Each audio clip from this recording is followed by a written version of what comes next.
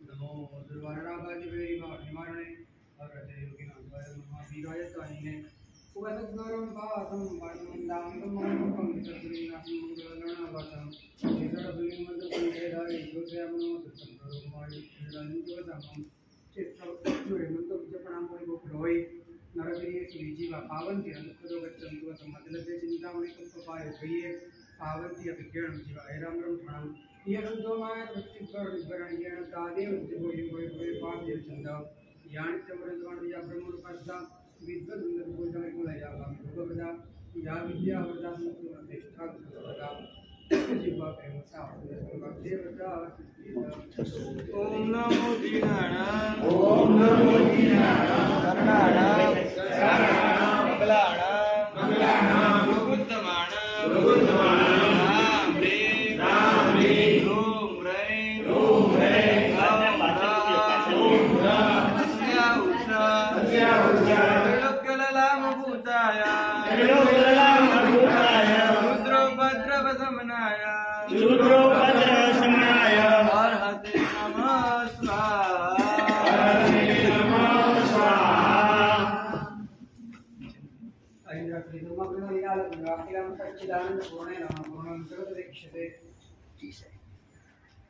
अनंतकारी अनंत कल्याण करनारा धर्म चक्रवर्ती अरिहंत परमात्मा शासन अंदर सेवेला महोपाध्याय यशविजयजी महाराज ज्ञानसार ग्रंथनी अंदर आपने अनंत काळथी भटकता एवा आपणा आत्माने आ चुंगालमांथी बहार निकाळवाने माटे एना मूलभूत कारण तरीके रखडवानुं मूळ कारण उपयोग बहिर्मुख छे अने बहिर्मुख छेनुं कारण के उपयोग एने क्यारे पण पोताना स्वरूपनो अनुभव थयो नथी अपूर्णनो ज अनुभव थयो छे पूर्णनो अनुभव एने क्यारे थयो नथी अने माटे ज महोपाध्यायजी पूर्णतानो उपदेश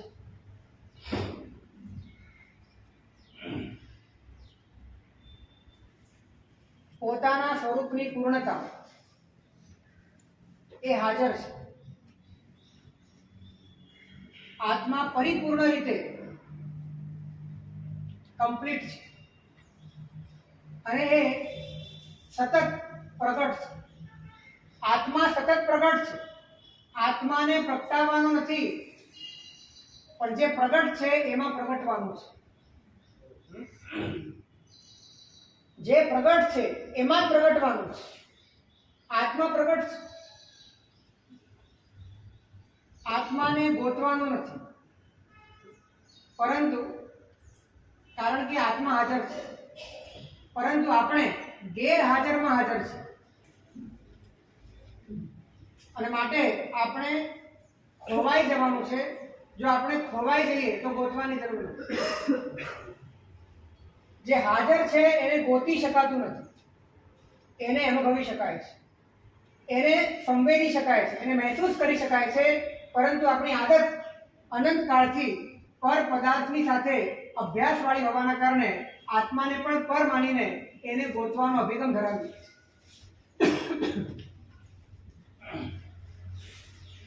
છે જે વ્યક્તિ દિવસે સૂતેલો હોય અને સૂતો હોય ત્યારે એને સપનું એવું આવેલું હોય સપનામાં રાત હોય હવે સપનામાં દિવસ ગોતવા જાય तो शू था दिवस मळे नहीं अने मळे तो साचो होय तो दिवसे ઊંઘેલાને રાતનું સપનું આવ્યું છે અને એને અંધારું એની આંખોની ઉપર ઘેરાઈ ગયું છે એ અંધકારનો સામનો કરી રહ્યો છે હવે એને દિવસનો સાક્ષાત્કાર કરવો હોય તો શું કરવું છે સપનામાં દિવસ ગોતવો એ દિવસના સાક્ષાત્કારનો ઉપાય નથી પણ સપનું તોડી નાખવું એ દિવસના સાક્ષાત્કારનો એ રીતે અનંત કાળથી મૂળનું સપનું ચાલી રહ્યું છે હું આઈએનટીટીની ડ્રીમ ટનલમાંથી આપણે પસાર થઈ રહ્યા છીએ અને એમાં રહીને આપણે પ્રયત્ન કરીએ છીએ આત્માને ગોતવા, અને આત્મા મળતો નથી. પણ જ્ઞાની કહે છે કે આ પુરુષાર્થ તારો ખોટો છે. સપનામાં દિવસ ગોતવા કરતા સપનું તોડવું એ યોગ્ય પુરુષાર્થ છે. એ રીતે આઈડેન્ટિટીના ઢાંચામાં રહીને આત્માને ગોતવું એના કરતા આઈડેન્ટિટીને મૂકી દેવી એ જ આત્માને પામવાનો શ્રેષ્ઠ. સમજાય છે?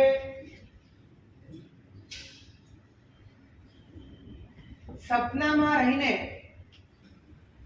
સપનું તોડ્યા વગર જે ન મળે એને પામવાની જે મહેનત કરે એ મૂર્ખ છે.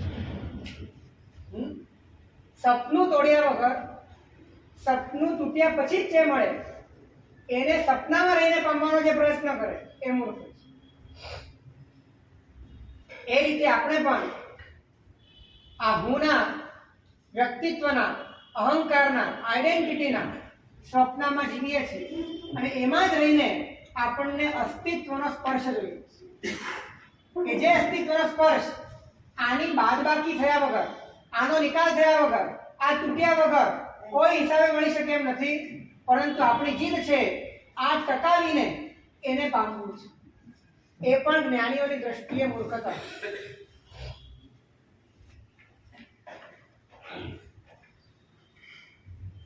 ગેરહાજરને ગોતવા માટે શોધ જોઈએ. ગેરહાજરને ગોતવા માટે શોધ જોઈએ, પણ જે હાજર છે એને પામવા માટે બોધ જોઈએ. જે ગેરહાજર છે એને ગોતવા માટે તમારી પાસે કોન્સન્ટ્રેટિવ કોન્શિયસ જોઈએ, પરંતુ જે હાજર છે એને મહેસૂસ કરવા માટે અવેર કોન્શિયસ જોઈએ. અને શોધ એ સતર્કતા છે અને બોધ એ સજાગતા છે. સતર્કતા અને સજાગતા વચ્ચે ઘણો મોટો ફરક છે. એલર્ટનેસ અને અવેરનેસ વચ્ચે બહુ મોટો ફરક છે. કંઈક શોધવું છે એ સતર્કતા છે, પણ છે એને મહેસૂસ કરવું એ અવેરનેસ છે.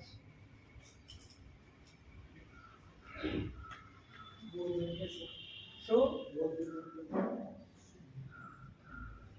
શોધ એ સતર્કતા છે અને બોધ એ સજાગતા છે. અને આપણને સતર્કતા સાથે ફાવી ગયું છે, સજાગતા સાથે આપણી દુશ્મની છે. કારણ કે ગોતવાની વાત ગમે છે, સ્વીકારવાની વાત ગમતી નથી.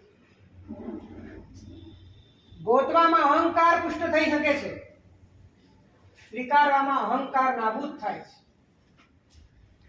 ગોતવામાં સપનાને પંપાડી શકાય છે, સ્વીકારવામાં સપનાને તોડ્યા વગર છૂટકો નથી. અને માટે સતર્કતા એ વ્યવહારમાં પણ ગમે છે, સંસારમાં પણ ગમે છે, ધર્મમાં પણ ગમે છે. સજાગતા નથી ગમતી.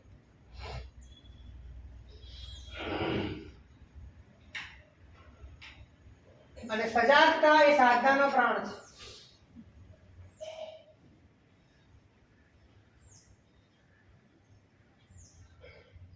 જે ગેરહાજર છે એને લઈને તમે અંતરથી વ્યાકુળ થાઓ એ સતર્કતા છે, અને જે હાજર છે એને લઈને તમે આશ્વસ્ત થાઓ એ સજાગતા છે.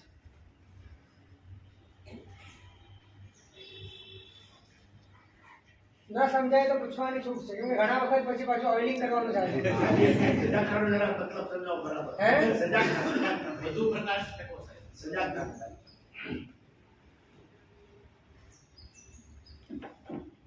તમે ઊંઘમાંથી ઉઠો ત્યારે તમે એકદમ રિલેક્સ ફીલ કરો છો, અને એ વખતે તમે ક્યાં છો એનું તમને ભાન થાય છે. તો એમાં તમારે તમારા મગજને તાણ આપવી પડે છે. તો ત્યાં સતર્કતા નથી, પણ ત્યાં સજાગતા છે. સજાગતામાં ક્યારેક તાણ ન હોય, સજાગતામાં જાગૃતિ હોય. અને જાગૃતિ કેવી હોય? આરામદાયક. એ જાગૃતિ પ્રકાશક હોય. એ જાગૃતિ તમને બોધ આપનાર.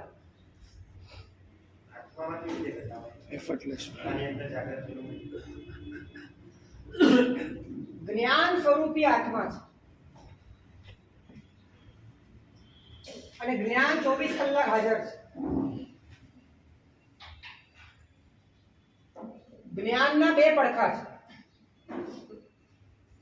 એક બાહ્ય પડખું અને એક અંદરનું પડખું. જે દુનિયાના પદાર્થો તમને જે જણાય છે એ એનું બહારનું પડખું છે, પણ એ જ્યાં જણાય છે એનું અંદરનું પડખું. શું જણાય છે એનું બહારનું પડખું છે, પણ ક્યાં જણાય છે એનું અંદરનું પડખું છે. અને આ અંદરના પડખાને લઈને જ્યારે તમને તમારી હાજરીનો અહેસાસ થાય તો એ અવેરનેસ છે, એ સજાગતા છે. કારણ કે એ શાશ્વત છે, એ અમર છે, એ સદા છે, એ સનાતન છે. એની અંદર ક્યારે પણ કોઈ પણ બહારના પદાર્થ નથી, એક નાનકડો પણ ગોવો પડવાનો નથી, એટલી એની દિવ્યતા છે.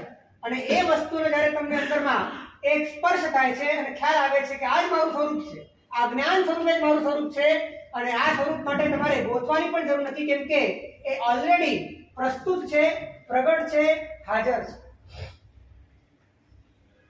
ફક્ત દ્રષ્ટિ ફેરવવાની જરૂર છે. એનું રિઝલ્ટ જ્યારે તમને તમારા હોવાનો અનુભવ થાય છે ત્યારે બનવાની મથામણ તૂટી જાય, બનવા માટે પામવાની મથામણ તૂટી જાય, અને પામવા માટે કરવાની મથામણ તૂટી જાય. જ્યારે તમે કમ્પ્લીટ છો, આ વાતનો તમને સ્પર્શ થઈ ગયો અંદરથી, છો જ તમે, અને એવા છો કે કારણ વગર છો. અત્યારે તમે જે છો એનું કારણ છે, પણ એકચ્યુઅલમાં તમે જે છો એનું કોઈ કારણ નથી. અત્યારે તમે જે છો એનું કોઈ બાયોલોજિકલ કારણ છે, અને એના વિનાશનું પણ કોઈ કારણ છે, પણ એકચ્યુઅલમાં તમે જે છો એનું કોઈ કારણ નથી. અને જેનું કોઈ કારણ નથી ને એના નાશનું પણ કોઈ કારણ નથી. જેના હોવાનું કોઈ કારણ નથી એના નાશનું પણ કોઈ કારણ નથી. અને જ્યારે તમને એ વસ્તુ સ્પર્શે છે ત્યારે કોઈક રૂપે મારે બનવું છે, મારે ટકવું છે, મારે કંઈક પામવું છે અને મારે કંઈક કરવું છે, આ જે પણ પરાધીનતાઓ છે એ બધી જ ખરી પડે છે.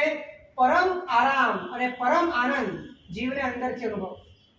આ સજાગતાનું પરિણામ છે.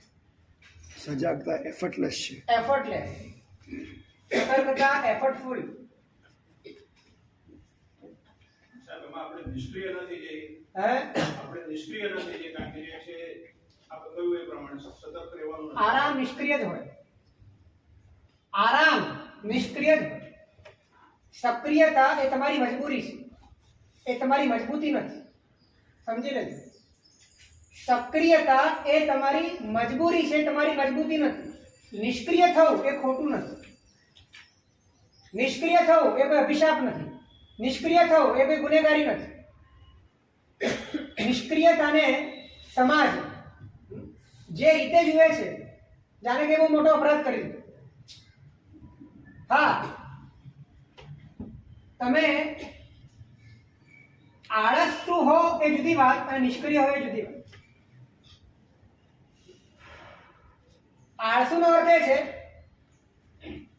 જે કર્તવ્યોને કરતો નથી અને માત્ર પોતાના અંગત સ્વાર્થો ખાતર કે સુખશીલતા ખાતર એ બધી જ વાતોને કે અવસરોને એ છોડી દે છે, એ આળસુ છે. પણ નિષ્ક્રિય એ છે કે જેના ભીતરમાં હવે આ બાહ્ય જેટલા પણ કાર્યો છે એના પ્રત્યે અંદરથી એટેચમેન્ટ જ નથી રહ્યું, માટે ઉદાસીનતા છવાઈ ગઈ છે, વૈરાગ્ય આવી ગયો છે, એ નિષ્ક્રિય. ભલે કાર્ય કરતો ઉપયોગના સ્તરે નિષ્ક્રિયતાની વાત ચાલે છે, સમજી લેજો. ઉપયોગના સ્તરે નિષ્ક્રિય હોય અને યોગના સ્તરે સક્રિય હોઈ શકે.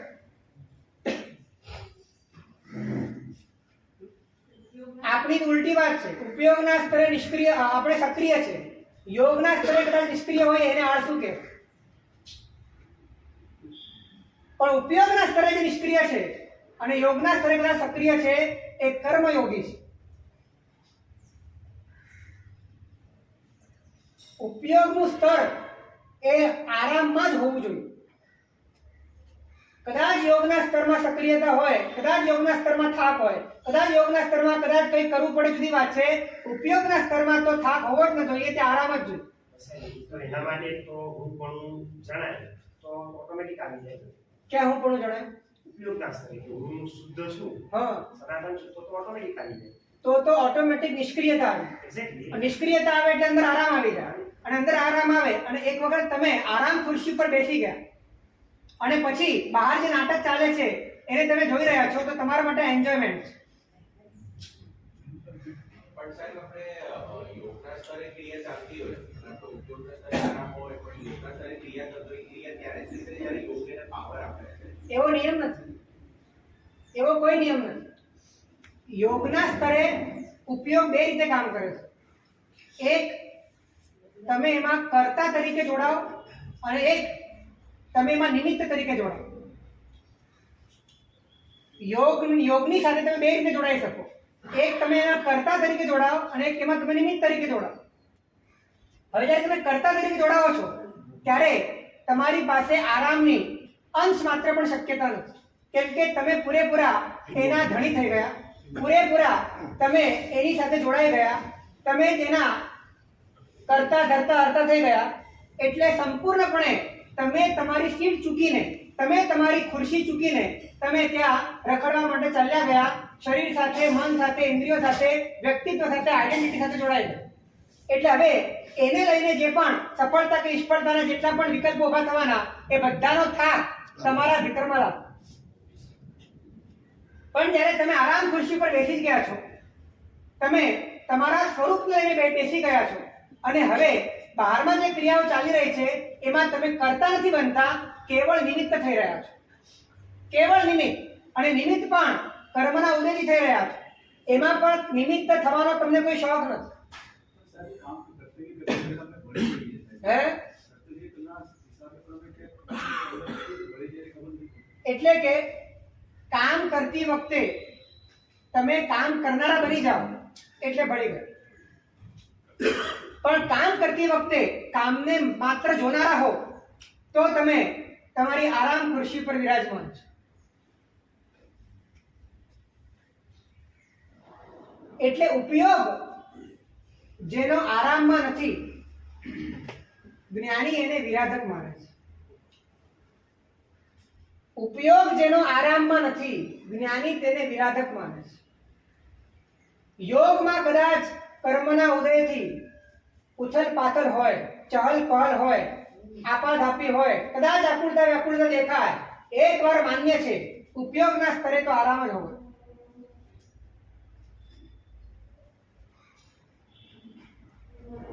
આનાથી ઉલટું કહીએ, યોગના સ્તરે આરામ હોય પણ ઉપયોગના સ્તરે અંદર ઉથલ પાથલ હોય, ઉપયોગના સ્તરે કરતા ભાવ હોય, ઉપયોગના સ્તરે જોડાણ હોય, ઉપયોગના સ્તરે વ્યક્તિત્વ સાથે, આઈડેન્ટિટી સાથે, ભવિષ્ય સાથે, વિકલ્પો સાથે પૂરેપૂરો એકમેક થઈને વાંચેલો હોય તો જ્ઞાની કે છે એ બહારથી ગમે તેટલો શાંત દેખાતો હોય, વિરાધક છે. ઉપદેશ રહસ્યમાં કહ્યું છે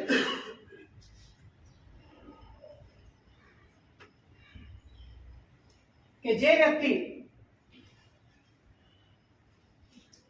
પરમાત્માની આજ્ઞાને જાણતો નથી, આંતરિક આરામને પાળતો નથી અને બાહ્ય રીતે પરમાત્માની બાહ્ય આજ્ઞાઓને પાળે છે અને કદાચ બહારથી તમને એવું લાગે પણ ખરું કે આ વ્યક્તિ ખૂબ શાંત છે, પરંતુ ત્યાં દ્રષ્ટાંત આપ્યું છે એ અંગારા ઉપરની રાખ છે. અંગારા ઉપરની રાખ છે. ભગવાન માન્યતામાં એમ છે કે ઉપયોગ જો કાર્યમાં ના જોડાય ને તો કાર્ય થઈ શકે જ નહીં. તો કોઈ એવું એક્ઝામ્પલ છે કે જેનાથી ઉપયોગ ખાલી નિમિત્ત તરીકે એવા કાર્યો? એક વાત કહું તમને, તમે તમારા જીવનમાં, હું તમને એક પ્રેક્ટિકલ એક્ઝામ્પલ આપું છું કે ઘણી વખત તમે ઘણા બધા અભિનય ઇન્વોલ્વ થયા વગર પણ કરેલા છે. કરેલા છે કે નથી કરેલા? ઘણા નાટકો તમે તમારા જીવનમાં અંતરથી એ બન્યા વગર કર્યા છે, કરવા પડ્યા માટે કર્યા છે. તમારે કોઈ રસ નહોતો પણ તમારી મજબૂરી હતી, તમારે સંબંધો સાચવવાના હતા, તમારે એવી રીતનું પ્રેઝન્ટેશન કે પરફોર્મન્સ કરવાનું હતું અને તમે કરી લીધું, ત્યારે તમે ઉપયોગથી ત્યાં ઇન્વોલ્વ થયા વગર પણ બહાર કાર્ય કરી શકતા હો, તો પછી આ પોતાના સ્વરૂપમાં રહીને આ બહારના તમામ કાર્યો કેમ નથી? મારાપણું જણાય છે. હે મારાપણું જે જણાય છે, મારાપણું બોલો બોલો. જે જગ્યાએ ન જણાય એ જગ્યાએ કાર્ય થઈ જાય છે. હા, એટલે સંસારમાં પર પદાર્થમાં ક્યાંક મારાપણું છે અને ક્યાંક મારાપણું નથી. હવે જ્યાં મારાપણું છે ત્યાં ઇન્વોલ્વમેન્ટ આવે છે, જ્યાં મારાપણું નથી ત્યાં અભિનય આવે છે. બરાબર છે? હવે જો સ્વરૂપમાં જ મારાપણું આવી જાય તો સમસ્ત પર પદાર્થમાં અભિનય આવે.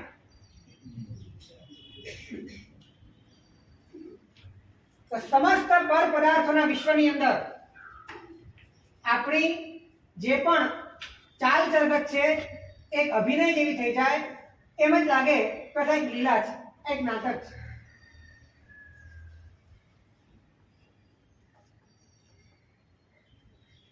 એક લોજિક તમને સમજાય છે કે જે વસ્તુ પારકી જણાય ત્યાં આપણે અંદરથી ઇન્વોલ્વ નથી થઈ શકતા, ત્યાં આપણે અભિનય જ કરવો પડે છે. તો આ સિદ્ધાંત અહીંયા પણ લાગુ પડે છે. અને એક વાત ધ્યાનમાં રાખજો કે પારકીને પોતીકી માનીને પછી કોઈ પારકીને પારકી માનવું, એક પારકાને પોતીકું માનવું અને બીજા પારકાને પરાયું માનવું, એમાં કદાચ તમારા અભિનયની એટલી બધી શાર્પનેસ ન પણ આવે. પણ જ્યારે પોતીકું હોય અને બાકીનું બધું જ પરાયું હોય, ત્યારે તો બહુ જ સહજ રીતે તમારા ભીતરની અંદર અભિનયની કળા આવે. સમજાય છે ને? પેલામાં પકડાઈ જવાય. પેલામાં વધારે પરિચય થઈ જાય તો એ પણ પરાયું પણ મારું થઈ જાય. પણ અહીંયા તો તમને અંતરથી જ તમારી અંતર જ્યોતિ જાગી ગઈ છે, તમને સ્વરૂપનો બોધ થઈ ગયો છે, એકદમ દૂધ અને પાણીનું પાણી થઈ ગયું છે, કોઈ મિશ્રણ થવાની સંભાવના જ નથી. માટે પોતે અંતરથી નિરાળો રહીને બધા કાર્ય કરે છે. અમારાથી માયા થઈ જાય પણ અભિનય ધંધો થતો. આમાં પાછું એવું અનુભવાય, પણ એમાં ચીટિંગ એ થાય છે કે સુખમાં વસ્તુ નથી અનુભવાય. આવે તો એમ થાય કે નહીં, આ હું મારું નથી, આ કર્મનું ઉદય છે ને આપણે નથી, આપણે આપણી વાત આવે. જ્યારે સુખની એટલે જ્યારે કર્મનો ઉદય અનુકૂળ છે, એક વાત ધ્યાનમાં રાખો, ત્યારે આ બહુ નથી સમજાતું. તો જ્યાં સુધી અસ્તિત્વનો બોધ પરમાં છે ત્યાં સુધી સુખનો બોધ પણ પરમાં જ રહેવાનો આવો એક નિયમ છે. ફરી, જ્યાં સુધી અસ્તિત્વનો બોધ તમને પરમાં છે ત્યાં સુધી સુખનો બોધ પણ તમને પરમાં જ.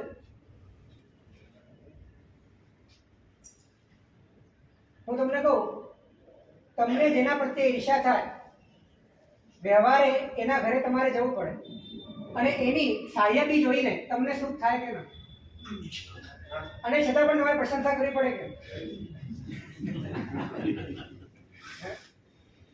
ત્યારે પ્રશંસા કરતી વખતે અંદર એટેચમેન્ટ હોય છે. જ્યાં પરાયું લાગે ત્યાં સુખ લાગતું જ નથી. આ એક નિયમ ધ્યાનમાં રાખો, જ્યાં પરાયાપણું લાગે ત્યાં સુખ લાગતું જ નથી. પરમાં પોતાપણું છે માટે જ સુખપણું છે. જે દિવસે પોતાપણું તૂટી જશે એ દિવસે સુખ તૂટી જશે.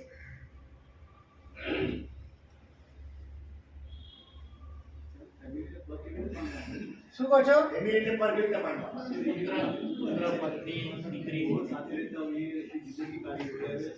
જો વ્યવહારથી એ તમારા છે, તમે એમના છો, પણ વાસ્તવિક દ્રષ્ટિએ વિચારીએ તો એમને તમારી સાથે જોડનાર તમે છો, એમને તમારાથી છૂટા પાડનાર તમે છો. તમારા હાથમાં કોઈ જ નેતૃત્વ નથી, કોઈ જ નિયંત્રણ નથી, કોઈ જ કંટ્રોલ નથી.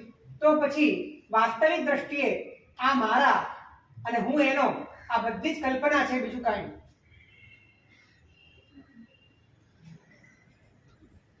અને તમે જેને ઓળખો છો આ મારા, એ જીવને ઓળખો છો કે શરીરને ઓળખો છો? અને એ શરીરમાં બીજો જીવ પલટાઈ જાય તો ખબર પડે? એવું થતું નથી, એવું ટ્રાન્સપ્લાન્ટ થતું નથી, પણ એવું થાય તો તમને ખબર પડે. એટલે તમારા બધા સંબંધ જળ સાથે જ છે. માત્ર જળ સાથે તમારો આખો સગાવાત જળવાત.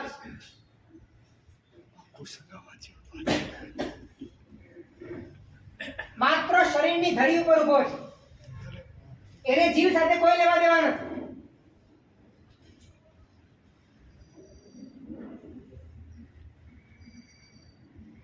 આ સામેની ઝૂંપડપટ્ટીનો કોઈ જીવ તમારા ફ્લેટમાં તમારી પુત્ર વધુના પેટે આવે તો એ તમારો થઈ જાય, અને ત્યાં સુધી એ પરાયો હતો. એટલે જીવ સાથે તમારે કોઈ સંબંધ છે જ નહીં. તમે જેને મારું માન્યું છે, એ મારાનો વિસ્તાર એ તમને મારો લાગે છે, અને માટે જળમાં હું પડું છે, જળમાં મારા પડું છે, માટે એ જળથી જે જળ બન્યું એ જળ પણ હું પાડું, એમાં પણ હું પડું અને મારા પડું.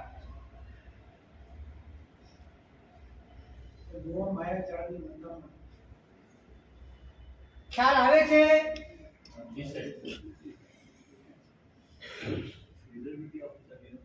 હે? ઉપયોગમાં નથી આવતું એનું દુઃખ છે. સમજણમાં નથી આવતું એનું દુઃખ છે.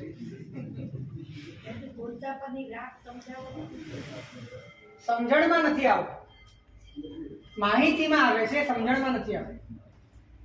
સમજણમાં આવ્યા પછી નિર્ણયમાં નથી આવતું. નિર્ણયમાં આવે તો ઉપયોગમાં આવ્યા વગર રહે.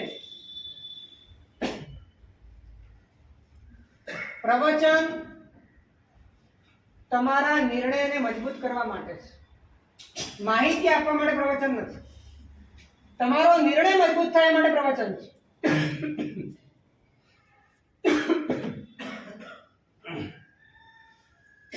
સાહેબ મેં શરૂઆતમાં પ્રેક્ટિસ કરી ત્યારે હું ડ્રાઈ ને ભૂલી નહોતી. પછી એમ આપણે એમ લાગે કે આવું શું કોઈ તો એ શીખવા શું કામ, તો પછી કન્ટિન્યુ કેવી રીતે કરવું પાછળ. આમાં એવું છે કે શેરડીને જ્યારે ખાઓ ને ત્યારે બહુ કડક લાગે, પણ તમે એને જેમ જેમ ચાવતા જાઓ તેમ તેમ એમાંથી રસ નીકળે. એટલે આની શરૂઆત કઠણ છે, અને પછી આના જેવો રસ આખા વિશ્વમાં ક્યાંય. અને કઠણ પણ એટલા માટે લાગે છે કે તમારે તમારું માનેલું છોડવું પડે છે, તમારું કલ્પેલું મારું હું એ બધું તમારે અંદરથી તોડવું પડે છે. તમને એ માટે કઠણ લાગે છે, બાકી કોઈ કારણ નથી. આવું કહીએ તો એ લોકોને એમ લાગે કે તમે સ્વાર્થી છો, આવું કરતા જઈએ તો એના વગર સ્વાર્થી નથી, આના વગર સ્વાર્થી નથી. સ્વાર્થી રહેવામાં શું બાકી રાખ્યું છે? સ્વના અર્થી બન્યા વગર પરમાર્થી બનાતું નથી. કારણ કે દુનિયામાં તમે કોઈકને કોઈક પર પદાર્થને જ્યારે પોતાના હુંપણા કે મારાપણા તરીકે તમે સ્વીકારો છો, ત્યારે એ પર પદાર્થને સાચવવા માટે દુનિયાની અંદર તમારો સ્વાર્થ ઉભો થાય છે, અને એ સ્વાર્થ ખાતર તમે બીજા જીવોની સાથે અપરાધ કરવાના છે.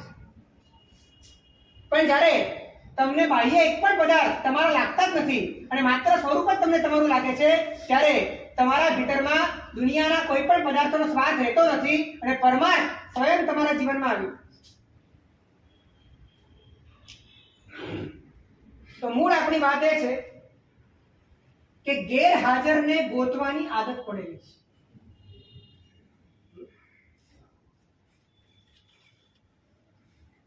અનાદિકાળનો આપણો અભ્યાસ ગેરહાજરને ગોતવાનો જ છે. હાજરને મહેસૂસ કરવાની તરકીબ આપણે શીખ્યા નથી. હું તમને પૂછું કે તમે ઘરમાં હો ત્યારે ઘરમાં છો ને?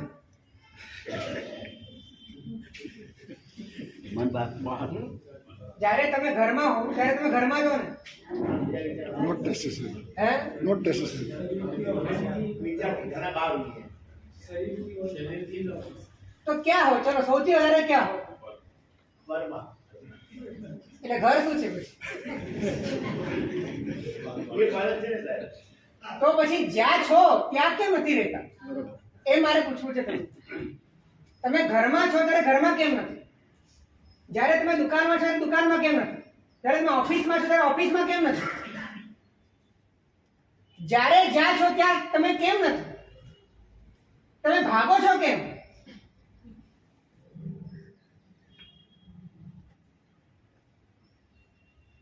તમને તમારી હાજરીનો ફોબિયા છે, ડર છે, ભૂલે ચૂકે નજીક નથી આવતું. અને માટે જ તમે સતત ભાગો છો. તમને સંસારમાં જે ગમે છે એ ગમતી વસ્તુ મળ્યા પછી પણ તમે ત્યાં નથી રહેતા, એનાથી મોટું આશ્ચર્ય શું છે? ઘર મળ્યા પછી ઘરમાં નથી રહેતા, ધંધો મળ્યા પછી ધંધામાં નથી રહેતા. હરિભદ્ર શ્રી મહારાજ એમ કહ્યું છે શ્રાવક માટે કે ત્રિવર્ગ અબાધિત ચેષ્ટા શ્રાવક નહીં. એટલે શું? મહાપુરુષો કેવો ઉપકાર કરે છે. તમારામાં યોગના બીજ પડે, અંકુરિત થાય, પલ્લવિત થાય, વિકસે, એને માટે આમ ભેજામાં ના બેસે એની એક વાત કરીશ. ત્રિવર્ગ અબાધિત ચેષ્ટા એટલે ધર્મ, અર્થ અને કામ, આને 3 વર્ગ કહેવાય. હવે આ 3 વર્ગ એવી રીતે કરવાના કે એકબીજાનું ઇન્ટરફિયર ના હોવું જોઈએ. એટલે એ વખતે પૂરેપૂરું કોન્સન્ટ્રેશન ત્યાં છે, એ વખતે પૂરેપૂરી હાજરી તમારી ત્યાં છે. એક આચાર્ય આવું કે છતાં પણ ધર્મબિંદુ વગેરે ગ્રંથોની અંદર હરિભદ્ર શ્રી મહારાજે આ વાત કરી છે કે શ્રાવક કેવો હોય? ત્રિવર્ગ અબાધિત ચેષ્ટાવાળો.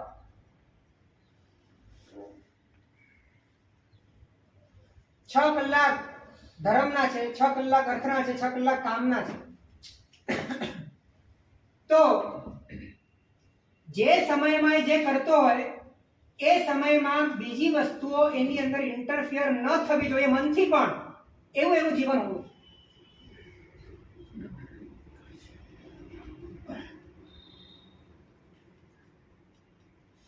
એટલે અર્થમાં જે પ્રામાણિકતા કે નીતિમત્તા હોય એ તો ઇનબિલ્ટ હોય જ.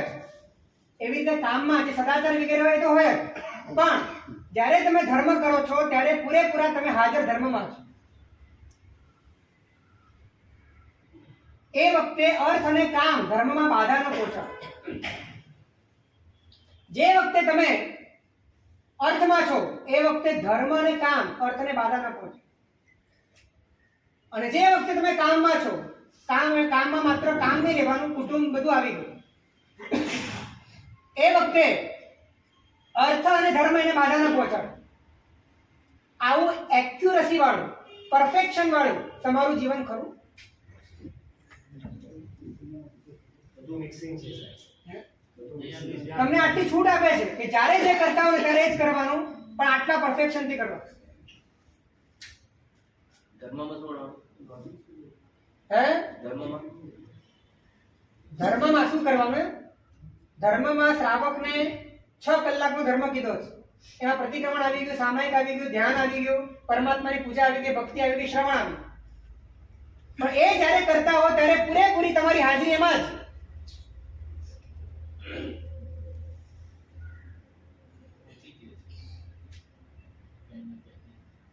ધંધામાં ખરું આવું, ચાલો ધર્મમાં નથી, ધંધામાં ખરું. જ્યારે ધંધો કરતા હો ત્યારે ધંધા સિવાય બીજે કોઈ જગ્યા મન નહીં, એવું ખરું? એમાં તો કોઈ પ્રશ્ન નથી. એમાં લીધે છે. એટલે થોડું ઘણું એમાં એમ લાગે છે કે કોન્સન્ટ્રેશન રહે છે. જ્યારે આપણે ધંધો કરીએ છીએ ને ત્યારે કમ્પ્લીટલી એ પણ નથી. તમે કદાચ એવરેજ કાઢતા હો તો જુદી વાત છે, પણ એમાં પણ તમારી કન્ટિન્યુટી નથી. મિક્સિંગ છે. ત્યાં પણ તમારી પ્યોરિટી નથી.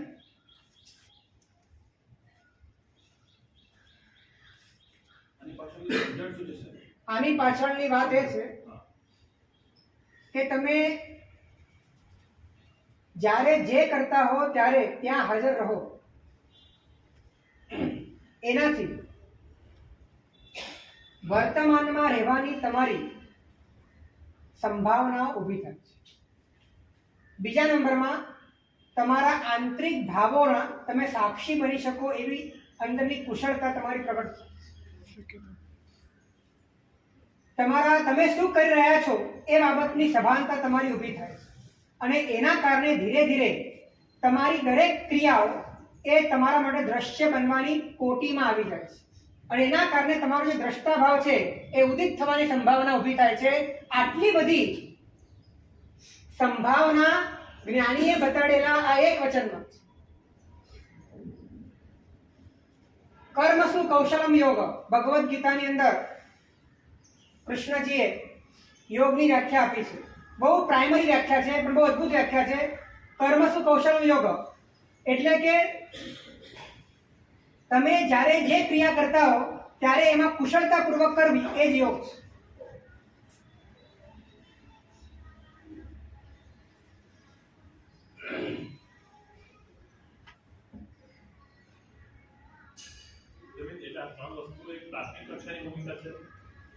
આને પ્રાથમિક લાગે છે તમને? આ તમને પ્રાથમિક લાગે છે? આ પ્રાથમિકમાં પણ તમે છો? આ એક પ્રેક્ટિસ કરવા જેવી છે કે તમે જ્યારે જ્યાં હો તમે ત્યારે ત્યાં જ. તમે જ્યારે જે કરતા હો ત્યારે તમે એ જ કરતા હો. તમે જ્યારે જે ભાવમાં હો તમારી પૂરેપૂરી સભાનતા હો. આ રીતે પણ જો જીવન જીવવાનું ચાલુ કરી દો તો ધીરે ધીરે જે તમારું ઇન્વોલ્વ થવાની, એટેચ થવાની તમારી જે આદતો છે એ બધી જ આદતો ધીરે ધીરે તૂટી જશે.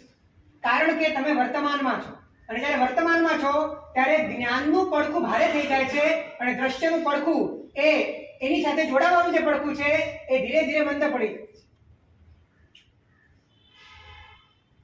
આજે અમે હમણાં શ્રવણ કરીએ છીએ, કોન્સન્ટ્રેશન થોડું શ્રવણમાં એવું કોન્સન્ટ્રેશન શ્રવણમાં છે પણ એ શ્રવણ કરતી વખતે જે શબ્દો સંભળાય છે એના અનુસંધાનમાં પછી બીજા ત્રીજા વિચાર તો નથી આવતા ને. એક વાત વિચારમાં આવી અને એના અનુસંધાનમાં કોઈ બીજી 4 વાત યાદ આવી ગઈ એવું તો થતું નથી ને. અહીંયા જ છો ને પૂરેપૂરા હાજર.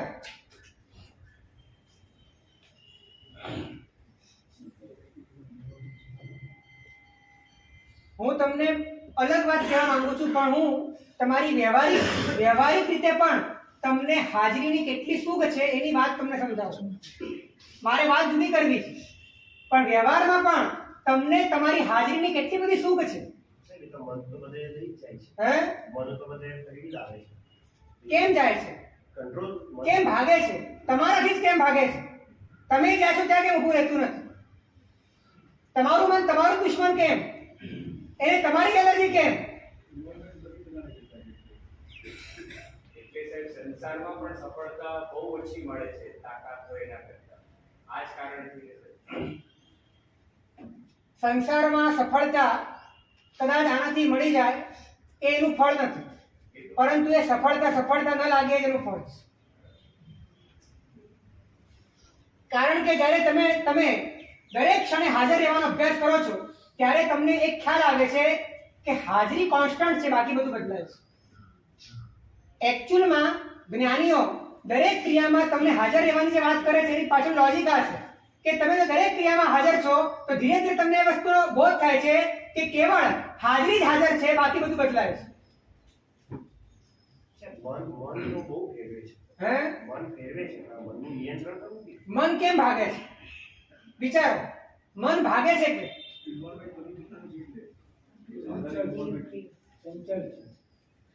એક વાત ધ્યાનમાં રાખજો, તમને તમારો બોધ નથી ત્યાં સુધી મન ભાગવાનું છે. અને જ્યારે તમને તમારો બોધ થશે ત્યારે મન ગમે તેટલું ભાગેલું હશે એ ઓટોમેટિક આવે. એનું કારણ એ છે કે મનની તમામ ભાગદોડના મૂળમાં અભાવની અંદરમાં રહેલી અનુભૂતિ કામ કરે છે. વ્યક્તિ પોતે પોતાનો અભાવ મહેસૂસ કરતો હોય એ અભાવના અનુભવથી બચવા માટે એ ભાગે છે. જો એ ભાવનો અનુભવ કરતો હોય તો મનને ભાગવાની જરૂર નથી. આ બહુ ઊંડી વાત કરું છું. ફરીથી કહું, મન કેમ ભાગે છે? કારણ કે તમે તમારા ભાવનો અનુભવ નથી કરતા, તમે તમારા અભાવનો અનુભવ કરો. એટલે કે તમે જે છો એનો અનુભવ નથી કરતા, તમે જે નથી એનો અનુભવ કરો છો. એગ્રી? હવે તમે જે નથી એ ભાવ છે કે અભાવ છે? અભાવ છે. શરીર એ ભાવ છે કે અભાવ છે? અભાવ છે. એટલે તમે તમારા અભાવનો અનુભવ કરો છો. તો જ્યારે તમે તમારા અભાવનો અનુભવ કરો છો તો જીવનો સ્વભાવ છે, મૂળ સ્વભાવ એ છે કે અભાવ એને પસંદ નથી. અભાવ એને પસંદ નથી, માટે પોતે પોતાનો અભાવનો અનુભવ કરે છે. તેને ફૂલફિલ કરવા માટે એ કોઈક બહારમાં આશરો ગોતે છે, બહારમાં કોઈક એવી એક ઓથ ગોતે છે, એવો કોઈક આશરો ગોતે છે, એવો સહારો ગોતે છે. એના માટે મન સતત ને સતત આ 14 રાજયોગની અંદર ભાગ્યા કરે છે. ક્યાંક એવો આશરો મળી જાય જેનાથી આ ખાડો પુરાઈ જાય, આ અભાવનો ખાડો. અને આ અભાવનો ખાડો ક્યારે પણ બહારના પદાર્થોથી પુરાવાનો નથી. આ વાત મનને સમજાતી નથી. અને જો આ વાત મનને સમજાઈ જાય અને જ્યાં ભાવ છે ત્યાં પ્રગટ થઈ જાય, અભાવ રહેતો જ નથી, ભાવ જ છે, અને પછી મનને અંતરથી સંતુષ્ટિ થઈ જાય, એને કોઈ રિક્વાયરમેન્ટ નથી, એને કોઈ ખાડો પૂરવાનો નથી, મન ઓટોમેટિક તમારું દાસ થયું. જે મન ભાવ જ કરે એ મન ભાવ કેવી? શું કહો છો? જે મન ભાવ કરે એ મન ભાવ કેવી? અજ્ઞાનના કારણે અભાવ છે, અભાવના કારણે અભાવ નથી. પહેલા આટલી વાત સમજી લો. અજ્ઞાનના કારણે અભાવ છે. આત્મા નથી માટે આત્માનો અભાવ છે, કે આત્માનું જ્ઞાન નથી માટે આત્માનો અભાવ છે? અજ્ઞાનના કારણે અભાવનો અનુભવ છે. તો એટલા માટે જ સમ્યક જ્ઞાનનો મહિમા છે, માટે જ સદગુરુનો મહિમા છે, માટે જ આ શાસ્ત્રનો મહિમા છે, માટે આ શાસનનો મહિમા છે કે તમારા અભાવને, તમારા અજ્ઞાનનો નાશ કરીને મટાડી દેશે. અને જ્યારે અભાવ અંદરથી ખસી જાય છે અને ભાવ પ્રગટ થઈ જાય છે, ભાવ એક નક્કરતા છે, ભાવ એક પૂર્ણતા છે, કમ્પ્લીટનેસ છે, એ જ્યારે અંદરથી સ્પર્શી જાય ત્યારે મનને એ ખાડો પૂરવા માટેની મથામણ કે હવા ત્યાં મારવાની કોઈ જરૂર નથી. એ ઓટોમેટિક શાંત થઈને પોતે પોતાના સ્વરૂપની અંદર સ્થિર થઈ. તો મૂળ વાત એ છે કે જ્યાં સુધી આપણે ગેરહાજરીમાં ગોથા ખાશું, ગેરહાજરીને ગમાડશું, ગેરહાજરીને પંપાળશું, ગેરહાજરીમાં જ ગોતવાનું કામ કરશું, ત્યાં સુધી છેડો આવવાનો નથી, અજ્ઞાન ટળવાનું નથી, સ્વરૂપ મળવાનું નથી, અને અભાવની પીડા અંદરમાં કાયમ બરકરાર રહેશે. અને એના કારણે સતત જે આપાત આપીને જે ઉલાઢાલ છે એ પણ કાયમ માટે ચાલુ રહેશે. અને આ મન તૃષ્ણાતુર થઈને સતત તરસમાં રહીને કંઈક ને કંઈક સંસારના પદાર્થોને ગોતી ગોતીને પોતાનો ખાડો ભરવાનો પ્રયત્ન કર્યા. અને આ ખાડો એને અત્યાર સુધી 14 રાજલોકના સર્વ પૂતગલોના સર્વ પરિણામોને એને પોતાના પેટની અંદર ભસ્મીભૂત કરી દીધા છે. આ એટલો ભયંકર ખાડો છે. આ ખાડાએ કશું જ બાકી નથી રાખ્યું. અનંતા સંબંધોને પચાવી ગયો છે, અનંતા શરીરોને એને વાપરી લીધા છે. સંસારના દરેક પરિવર્તનો એમાંથી પસાર થઈ ચૂક્યા છે. ખાડો પુરાનો નથી.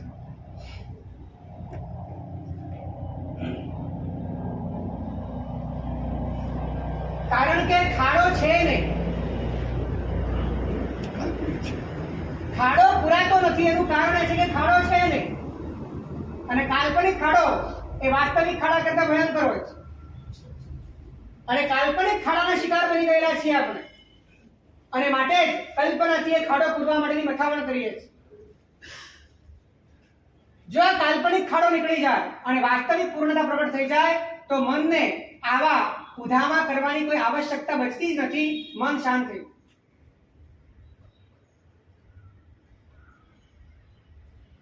તો એક સાધક તરીકે આપણે અભ્યાસ શેનો કરવાનો છે? હાજરીને મહેસૂસ કરવાનો અભ્યાસ કરવા જેવો છે. હાજરીને સ્પર્શવાની કળા પ્રાપ્ત કરવા જેવી છે. જ્યાં છો ત્યાં જ રહેવા માટે અંતરથી પોતાના મનને તૈયાર કરવા જેવું છે.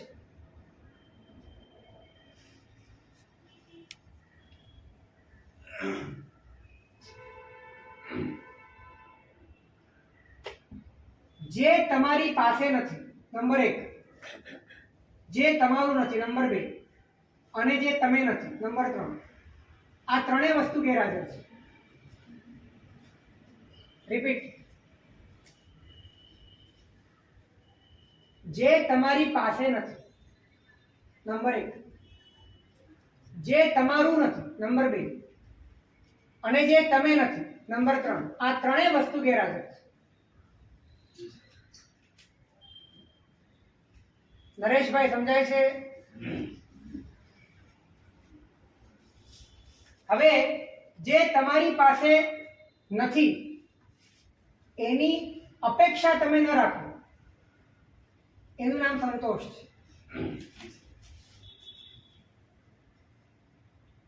જે તમારું નથી એની પર તમે ધ્યાન ના આપો, એ પ્રામાણિકતા છે.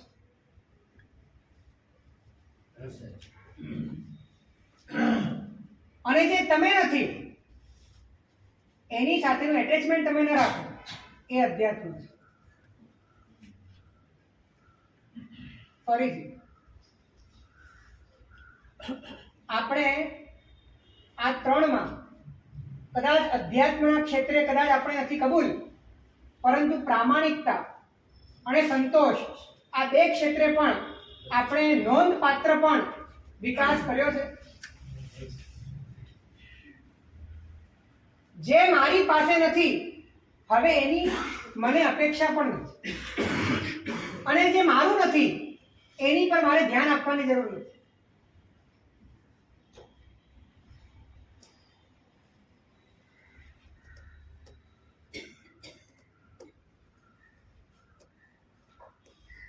આ એટલા માટે કહું છું કે જે મારી પાસે છે એમાં જ હું જો રાજી રહેતા શીખું તો એ ક્યાંક ને ક્યાંક હાજરીમાં રહેવાનો અભ્યાસ છે.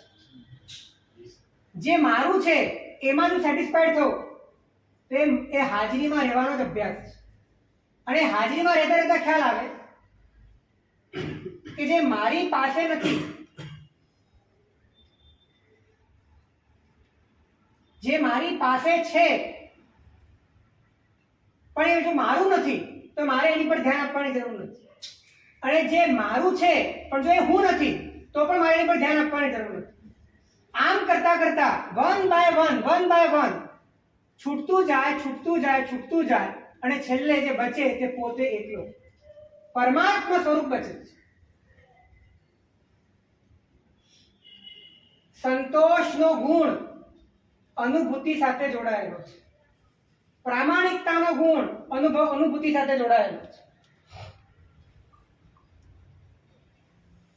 આ બંને ગુણો હાજરીમાં રહેવાના અભ્યાસનું ફળ છે. જે છે એમાં સેટિસ્ફાય, જે મારી પાસે નથી એની મારે અપેક્ષા રાખવી નથી, જે મારું નથી એની પર મારે ધ્યાન આપવું નથી. કરવાનું શું? હે ભગવાન, આજે પહેલો દિવસ છે. તમે કહો છો બધું સંતોષ રાખવાનું, કામ બીજો કરવાનું.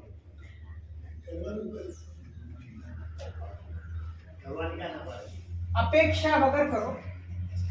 જે આવે એ કદાચ વ્યવહારથી તમારું છે એટલામાં રાજી રહો. જે નથી આવ્યું એનો ગમ અંદરમાં ન રહેવો, એ સંતોષ છે.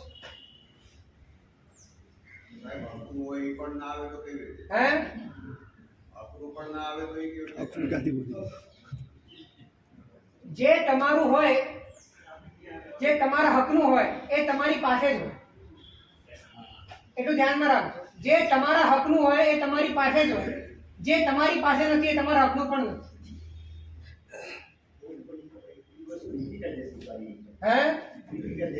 તમે નહીં સ્વીકારો તો કુદરત સ્વીકારવા આવશે તમારી પાસે.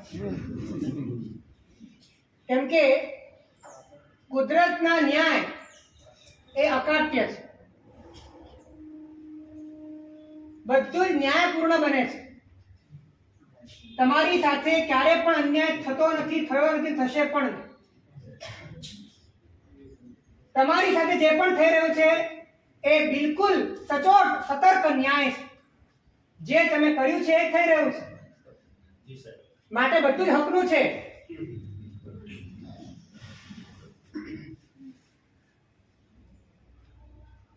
આ બધી જ મનની કેળવણી કરીને છેલ્લે અધ્યાત્મના ગુણો અંતર ઊભા થવા જોઈએ અને હાજરીમાં રહેવાનો અભ્યાસ આ સંતોષના માધ્યમે, આ પ્રામાણિકતાના માધ્યમે ઘૂંટાવો છે.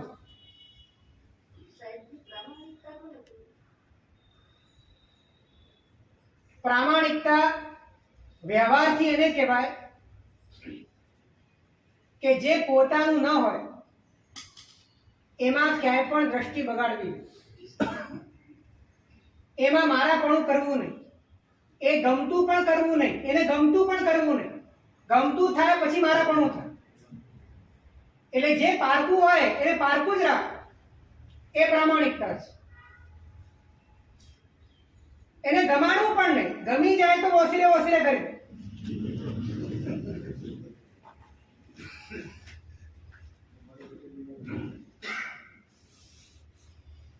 જેટલા પણ વ્રતો છે, નિયમો છે ને આ બધી જ તમારી અધ્યાત્મની ભૂમિકા ઊભી કરવા માટે ગુણોનું બેઝમેન્ટ બનાવીને આપે છે. તમારા મનની કેળવણી છે કે હાજરમાં રહેતા શીખો, જે છે એમાં રહેતા શીખો. અને જે છે એમાં રહેતા શીખશો તો ખ્યાલ આવશે કે જે છે એમાં પણ રહેવા જેવું નથી. એને માટે જે છે એમાં રહેવાનું છે. જે છે એમાં રહેવાનું એટલા માટે છે કે ધીરે ધીરે ખ્યાલ આવે કે આમાં રહેવા જેવું નથી. ભેદ પડતો થઈ જાય છે, દ્રષ્ટા અને દ્રશ્ય સમજાતા જાય છે. જે કોન્સ્ટન્ટ છે અને જે પરિવર્તનશીલ છે એના વચ્ચેનો ભેદ સમજાતો જાય છે. અને ધીરે ધીરે ધીરે દ્રષ્ટા એ ફ્લેશ થાય છે. તો એક સિમ્પલ, એક સજ્જન તરીકેના જીવનમાં તમે તમારા વ્યવહારિક અભિગમથી જીવનમાં પ્રેક્ટિસ કરી શકો એવી આ વાત છે કે તમે જ્યાં હો ત્યાં જ તમારે રહેવું. તમે જે કરતા હો એ વખતે જ કરવાનું. થઈ શકે કે ના થઈ શકે?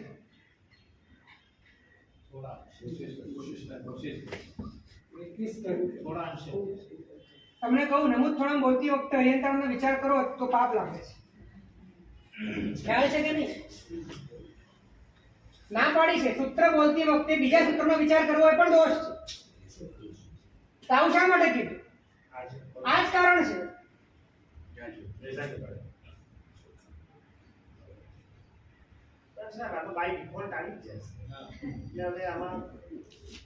સંસાર આખો બાય ડિફોલ્ટ છે.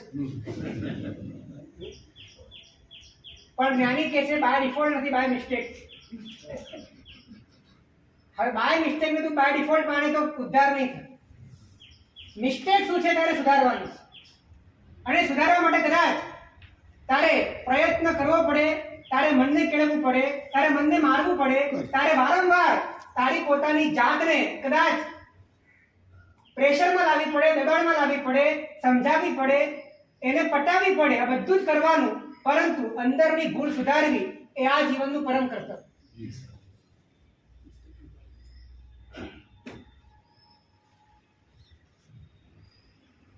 તમે ફક્ત એક દિવસ, આજના દિવસે ટ્રાય કરજો કે જ્યારે જ્યાં હો ત્યારે ત્યાં જ રહો અને જ્યારે જે કરતા હોય ત્યારે તે જ કરો. તમને ખ્યાલ આવશે કે ખરેખર કેટલું ડિફિકલ્ટ છે. અમે તમને એમ તો કહેતા નથી કે તમે ત્યાગ કરો, અમે તમને એમ પણ નથી કહેતા કે તમે આ છોડો. અમે તમને એમ કહીએ તમે જે કરો છો એમાં જ રહો. એ પણ તમે નથી કરી શકતા. મનની કેટલી દરિદ્રતા છે. આવું કેવો અભ્યાસ છે સાહેબ? ઓલવેઝ નેક્સ્ટ માં જ આવવું છે. પૂજા કરતી છે, પ્રવચનમાં પહોંચે છે, પ્રવચન પછી ઓફિસમાં પહોંચે છે, નેક્સ્ટ માં મૂળ તમને તમારી સાથે દુશ્મની છે, બીજી કઈ વાત નથી. અંદરનું જે સોફ્ટવેર છે એનું ફંક્શનિંગ જ આવું થયેલું છે. તમારી દુશ્મની તમારી, તમે જ્યાં હો ત્યાં તમે નહીં હો.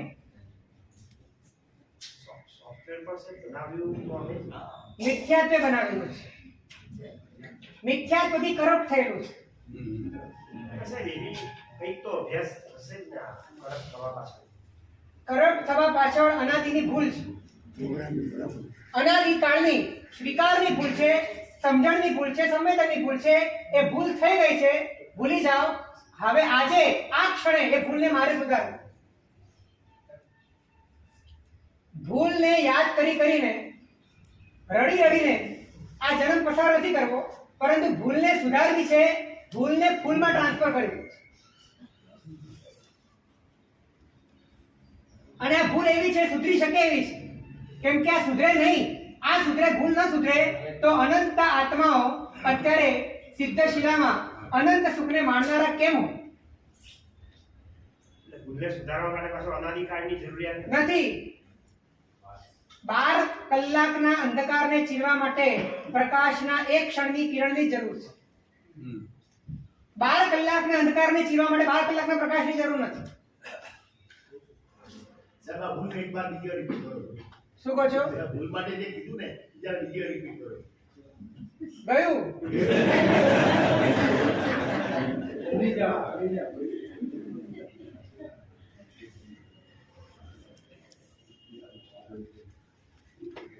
હવે ચોમાસાના દિવસો ઉતરતા ઢળે છે. હવે દરેક દિવસ ઓછો થવાનો છે. એટલે આપણે માત્ર સાંભળવું નથી, ઠરવું છે, પ્રેક્ટિકલી પરિવર્તન લાવવું છે. અને એ માટે રોજ એકાદ અભ્યાસ જીવનમાં વણવાનો પ્રયત્ન કરવો છે. અને વણતા વણતા વણતા ઉપયોગના બંધનો છૂટતા જાય, ઉપયોગમાં મોકળાશ વધતી જાય, ઉપયોગની સભાનતા, ઉપયોગની સજાગતા વધતી જાય, ઉપયોગની અંદર પોતાની હાજરીને હોલ્ડ કરી શકે, પોતાની હાજરીને એ સ્વીકારી શકે, પોતાની હાજરીને એ સ્પર્શી શકે એવી યોગ્યતા એની અંદર પ્રગટાવી છે.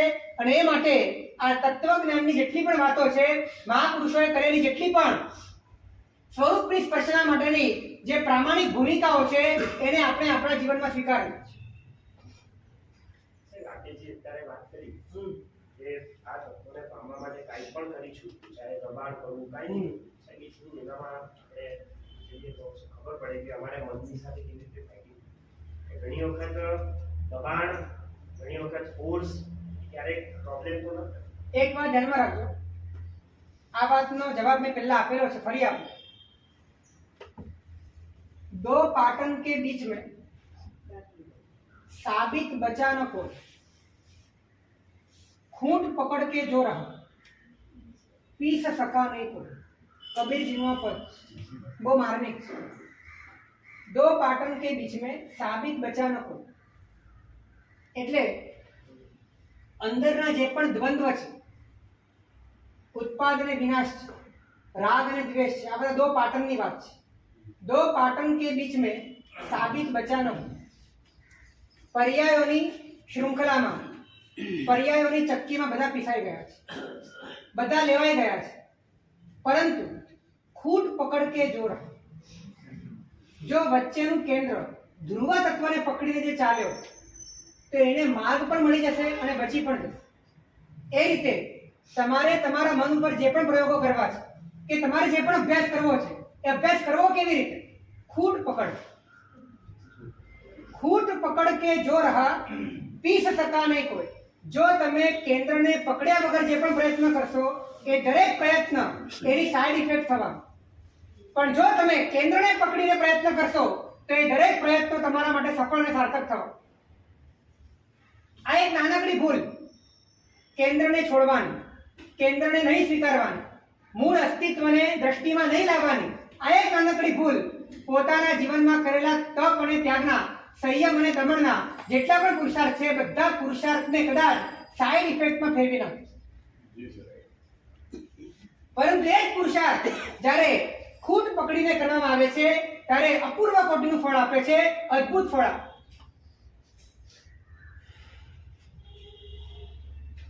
તો ગેરહાજરને ગોતવાની આદત અનંતકાળથી આપણી અવિરત ચાલુ છે. સતત સંસારના ક્ષેત્રે, વ્યવહારના ક્ષેત્રે, ધર્મના ક્ષેત્રે, દરેક જગ્યાએ આપણે ભવિષ્યમાં જીવતા હોઈએ છીએ. સતત કંઈક પકડવું છે, સતત કંઈક બનવું છે, સતત કંઈક પામવું છે, સતત કંઈક કરવું છે. અને એ માટે આપણે આપણાથી દૂર ભાગીએ છીએ. અને દૂર ભાગીએ છીએ માટે હાજરીના પડછાયામાં આપણે આવતા જ નથી, હાજરીની નિશ્રામાં આપણે આવતા જ નથી, હાજરીની છાયામાં આપણે આવતા જ નથી, માટે આપણે પોતાનાથી કાયમ માટે વંચિત જ રહીએ છીએ અને એ જ ભૂલ આપણે અધ્યાત્મના જગતમાં આવીને પણ કરીએ છીએ. આત્માને ગોતવા નીકળીએ છીએ. જ્ઞાની કહે છે આત્મા હાજર છે, તું હાજર થઈ જા. આત્મા પ્રગટ છે, તું પ્રગટ થઈ જા. અને એ પ્રગટ થવા માટે, હાજર થવા માટે એક વ્યવહારુ અભિગમ આજે તમને આપ્યો છે. એ વ્યવહારુ અભિગમથી પ્રેક્ટિસ જો તમે કરો કે તમે જ્યારે જ્યાં હો તમારે ત્યારે ત્યાં જ, તમે જ્યારે જે કરતા હો ત્યારે તમારે તે જ કરવું. કોન્શિયસલી, માઇન્ડલી તમારી ઉપસ્થિતિ ત્યાં જ હોવી જોઈએ. આ અભ્યાસ ધીરે ધીરે તમારા ભીતરમાં હાજરી તરફનો ઝુકાવ, હાજરીની ઓળખાણ, હાજરીનો અણસાર એને ઉપલબ્ધ કરવા માટે બારીઓ ઉગાડશે અને સાથે સાથે જેમ જેમ હાજરી પકડાશે તેમ તેમ હાજરી સિવાયના જેટલા પણ પદાર્થો છે એ બધા પદાર્થો તમારા કરતા જુદા છે એ વાતનો તમને અંદરથી બોધ થવાના કારણે વૈરાગ્ય તમારો ખૂબ સ્વાભાવિક રીતે પ્રગટશે અને બાકીનું બધું જ અંદરથી છૂટતું જશે, નીકળતું જશે, ખરતું જશે અને પછી છેલ્લે માત્ર ને માત્ર પોતાનું સ્વરૂપ પોતાની દ્રષ્ટિમાં રહેશે. આ એક અભ્યાસની આ તાકાત છે. માટે ગેરહાજરીને પકડીને, ગેરહાજરીમાં રહીને ગેરહાજરને ગોતવાનો અનાદિકાળનો અભ્યાસ તોડવા માટે હાજરીમાં રહીને હાજરને મહેસૂસ કરવાનો પ્રયત્ન આપણે કરીએ અને એના માધ્યમે આપણે પોતાના હયાતી સ્વરૂપ, જ્ઞાન સ્વરૂપ એવા આત્માને પામીએ. એ શુભેચ્છા જગન્નાથ. શિવમસ્તુ સર્વ જગત હરિત નિરતા ભવન્તુ ભૂતગણા દોષા પ્રયાન્તુ નાશા સર્વત્ર સુખી ભવતુ લોક.